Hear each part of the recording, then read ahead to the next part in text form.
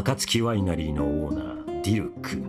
モンド酒造業の大半を掌握し、金の流れと酒場に流れる情報を握る人物だ。モンドに危機が訪れるたび、彼はそれを防ごうとする。一体何が彼を動かしているのか。実に興味深い。黎明が訪れる前に暗闇を照らす人が必要なんだ。炎元素と両手剣の使い手であり、ディルックは暴力に対して完璧なまでの美学を持つ。多彩な攻撃手段を持つ彼は悠々と戦場を駆け抜け、その絶大な威力を誇るスキルはこれまで立ちはだかってきた敵を容赦なく潰してきた。貴族出身の彼は剣技だけでなく剣そのものも熟知している。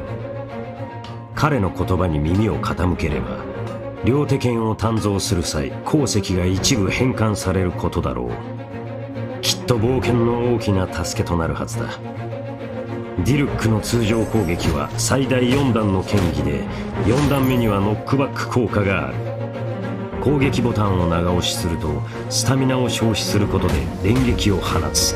敵に高いダメージを与え、銃撃終了時には強力な一撃で敵をノックバックする。ディルックの特性を生かせば敵の群れを効率よく退け、盾を破壊できるだろう。テンプ、ノンストップを解放すれば銃撃による消費スタミナが減り、継続時間が増えるようになる。その勢いを持って敵を制圧するといい。ディルックの元素スキル逆縁の刃は前方に炎ダメージを与える3連撃だ。一撃ごとに次を放つまでの猶予があり、時間内であれば継続して放つことができる。注意すべきは時間内に使用しなければクールタイムに入る点だ。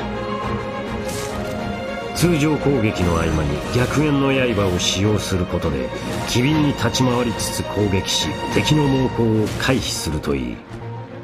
また味方との連携で炎元素を反応させればより高いダメージを与えられるだろう。判決を下す。ディルックが烈焰をまとい周囲の敵をノックバックさせた後、飛翔する炎の鳥を顕現し、進路上の敵に炎ダメージを与える。その後ディルックの通常攻撃と銃撃は炎ダメージとなる。黎明は広いダメージ判定エリアを持つスキルだ。空中の敵に当たる上ノックバックもする。大勢の敵に対しては最善手となるだろう。また黎明が付与する炎元素バフは彼の攻撃をより一層強くする。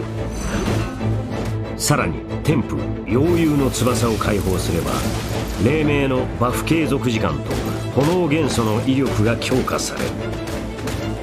紛れもなくディルックは研鑽を積んできた優秀な戦士だ。その華麗なる戦い方を見てみるとしよう。まず通常攻撃で相手を牽制する。その後元素スキルを発動し敵に炎ダメージを与え、通常攻撃を織り交ぜつつ目にも止まらぬ連撃をお見舞いするといい。その過程で元素エネルギーを集め元素爆発を発動する。テンプ、妖竜の翼のバフにより攻撃が強化されたら最後の一撃で終止符を打つ。ディルックの無慈悲な戦い方と優雅な振る舞いは俺も気に入っている。しかし500年前の最悪が再び起き、真の悪を彼が目にした時、それでも今と同じように前へと進めるだろうか。興味深いことがまた一つ増えたものだ。